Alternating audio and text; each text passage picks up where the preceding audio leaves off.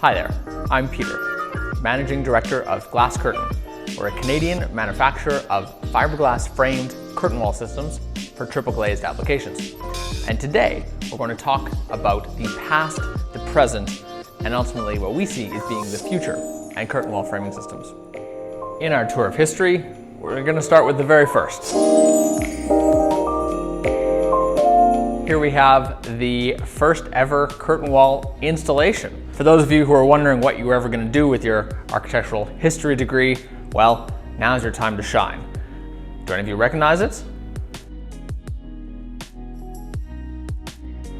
So those of you who figured out that this was the Fagus Schuhlast factory by Walter Gropius in Altfeld, Germany, congratulations. That's exactly what this is, and I hope that you also knew that this was the first building to ever have a curtain wall. Of course, this is a hand-drawn rendering of the actual building. Of course, the actual building is a little more rectilinear than curvilinear, but this was even the imagination at the time. This was the dream at the time, that such facades could be constructed. Of course, the technology at the time didn't permit that. What the technology at the time did permit was curtain wall, slab suspended, multi-story glazing, which allowed daylight to come deeper into the floor plate. Which, this being a factory, was important for the health and well-being of the factory workers. In the same way that we spend most of our lives in office spaces today and we want those spaces to be better lit, or we spend time in schools or hospitals, we want those places to be well lit, beautiful, and ultimately connected to the world around us. And this was very much the ethos of the Bauhaus movement, of modern architecture and design. Of course, we're going to be discussing different kinds of framing technology, the evolution of this technology, as well as the evolution of glazing technology. So the very first curtain wall ever, designed by Walter Gropius in Germany, in Altfeld, used iron framing and single glazing. That's right, iron framing. That's what there was. That's what the trades had skill with. That was the material that was available. It wasn't aluminum. And it's interesting to notice that it wasn't aluminum, because that's what we typically think of when we think of curtain wall systems today. But that's not where we have always been, and that is, not where we see the industry always going to in the future. Next time you're doing your architectural tourism, as we do, and you're in Germany, definitely check out the Fagus Schuhlast factory and tell them that Peter from Glass Curtain sent you. Jumping forward now, about 40 years, another generation plus, an iconic piece of architecture. This is the first building to ever be clad on 4 sides with curtain wall. That's a big deal, because that is still the modern archetype. That is still very much the way we think of tall buildings and even low and mid-rise buildings today. This was the first one that ever had that, and it was not until 1958 that it was completed. This is Mies van der Rohe, Phyllis Lambert, and the Seagram Building in Manhattan, New York. Phyllis Lambert was, of course, a trained architect. Although she never practiced, she was a sculptor, but she was instrumental in selecting Mies van der Rohe as the lead architect for this project. The Seagram Building is, again, another heritage protected building. You can still go see it today, and presumably will be for many years to come. Now we're going to talk a little bit more about materials. Framing technology has actually stood relatively still. The kinds of frames that we're using today would be very familiar, recognizable to Mies van der Rohe here in the 1950s. So glass technologies improved a lot, but framing technology stood relatively still. If you stood in front of the Seagram Building, perhaps you've noticed the sort of coppery tint to it. And of course, it was bronze. Bronze I-beams, the largest bronze I-beams ever extruded by mankind. But of course, at the time, this was actually the most expensive building ever built in one of the highest value real estate markets in the world, then as now. Iron framing with Gropius, we had bronze framing with Mies. Aluminum, presumably we have aluminum as well. Of course, aluminum couldn't help but be part of the story. And so here we have an interesting building for a couple of reasons. Not only does it use extensive use of aluminum, but it actually innovatively thermally breaks the aluminum. but it also uses unitized paneling. In terms of constructability, this is the first curtain wall projects to use unitized curtain wall system, but they knew the conductive properties of aluminum then as now. Aluminum conducts at about 160 watts per meter squared Kelvin.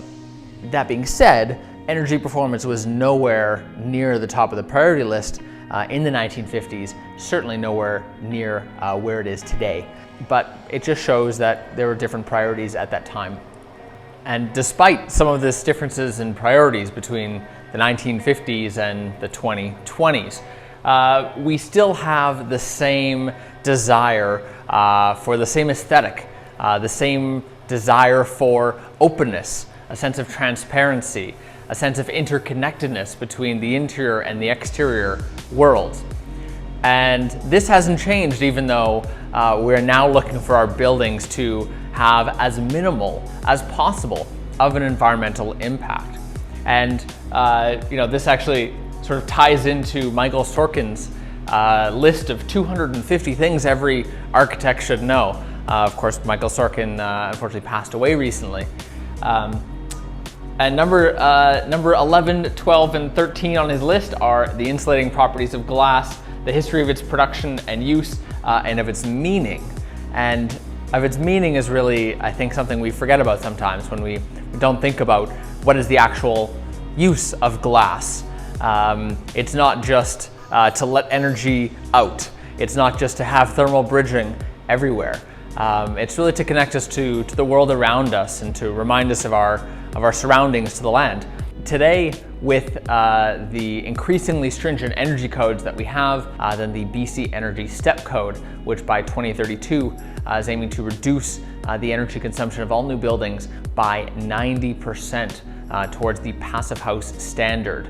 It's a little bit tricky at times to think that, on one hand, we want to build beautiful buildings that last a long time, that are durable, that we enjoy using, that we're productive in, and at the same time we're trying to minimize our environmental impact. And we need to find a happy medium in between those two. It creates a fundamental tension between the glazed area and the energy performance of the building. But we need to ultimately feel a connectedness to the inside and outside, and that meaning of glass is something that we can't forget. It's an incredible technology. We just need to make it more energy efficient, and of course framing is a big part of that. In our strive to improve thermal performance of our buildings, the number one thing we want to do is, of course, get better glass performance. So yes, well, you could say reducing the amount of glass is one way to do it, or we can actually dramatically improve the thermal performance of our glass. As I mentioned previously, the advances in glazing technology in the last 40 years have been incredible. We're using triple glazing at a minimum. And this is, of course, why we only exclusively do triple glaze systems at Glass Curtain. And that's where the framing effect starts to matter. The best triple glazings that are commercially available today are in the range of 0.5 to 0.6 watts per meter squared Kelvin, which is about R10 to R12. So there are limits to the thermal performance of aluminum systems. Aluminum, again, conducts at about 160 watts per meter squared Kelvin. Fiberglass, interestingly enough, conducts at about 1 watt per meter squared Kelvin. A standard triple glazed aluminum system will be anywhere from R3 to R5, which is not bad. It's certainly better than the R1 or R2 of the single double glazed systems we were seeing before. But with a fiberglass framing and using the same kind of triple glazings, we're seeing anywhere from R7 to R9.5, which are actually the best thermal performance values in the world. So the question you might be asking next is, why use fiberglass? Well, let's look to the world of automotive engineering. But certainly here in the automotive industry, we went from woods to metals to composites. And those of you who are automotively inclined like I am, you might recognize this as the Bugatti EB110 from the mid-1990s. It was the first vehicle to ever have a carbon composite monocoque safety cell. We see composite materials working their way into a lot of aspects of commercial and industrial design. Certainly this is a great application in the curtain wall world, fiberglass and other composite materials have a huge amount to offer us. We see the use of composite materials extensively, fiberglass included, in aerospace even today. The new Boeing 787 Dreamliner uses fiberglass extensively. In green here, you can see it highlighted across the wings, the tail, and at the juncture between the wings and the fuselage. So a very high stress juncture, really demonstrating the power and the capability of fiberglass. It is really a high performance, high technology material today, and it's being used in increasing numbers of industries and an increasing number of applications. The reason we're using fiberglass in our industry, in the construction industry and architecture industry, is of course primarily thermal performance. Compared to the average aluminum system, you could see 99% less thermal conduction through a fiberglass frame. And when you put this on a whole building basis, anywhere from 10 to 30% whole building energy savings are possible just by changing this one material in this one system. And we can see this thermal performance improvement reflected here on the U value chart. So with a vision area to total area sort of giving us actually a very shallow slope. Because the frame is so high performance, you typically see a much steeper slope, would indicate that the frame plays a larger role in the overall system thermal performance or lack thereof.